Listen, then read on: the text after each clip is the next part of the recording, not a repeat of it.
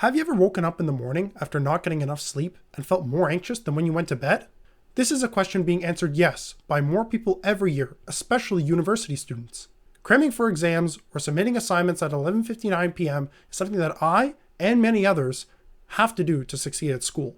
But along with this comes anxiety. Anxiety causes a sense of frustration and stress, disrupting your emotions and mental state. Your emotions are controlled in the limbic system of your brain, specifically the amygdala. The key to regulating your emotions is done by a simple inhibitory neurotransmitter called gamma-aminobutyric acid, or GABA for short.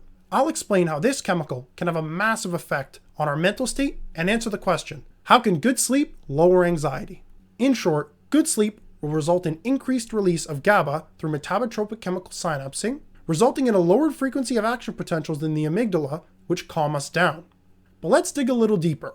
When you fall asleep, your brain starts to relax and releases more GABA, which makes its way to the amygdala. This is done through metabotropic chemical synapsing. This process can be explained in 5 easy steps. Step 1. A neurotransmitter, in this case GABA, will bind to its corresponding membrane receptor attached to the plasma membrane of the cell.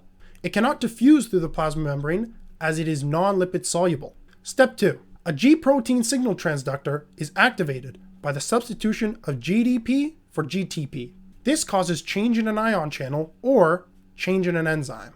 Step 3. This in turn induces change to second messengers such as calcium ions, IP3, and DAG, which leads to step 4, the phosphorylation step. This step changes the state of proteins due to kinase or phosphatase activity within the cell. Kinase activity will phosphorylate the cell and switch it to its on state, while phosphatase activity will dephosphorylate the cell and shift it to its off state.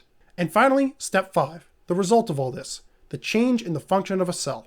When talking about GABA, this means hyperpolarizing the cells, and when I'm talking about cells, I mean neurons within the amygdala which lower anxiety. GABA does this by opening chlorine ion channels and sending an influx of chlorine ions into the cell and plummeting its membrane potential. As GABA starts to lower the amount of action potentials within the amygdala, you will start to let your mind go and relax, therefore reducing anxiety.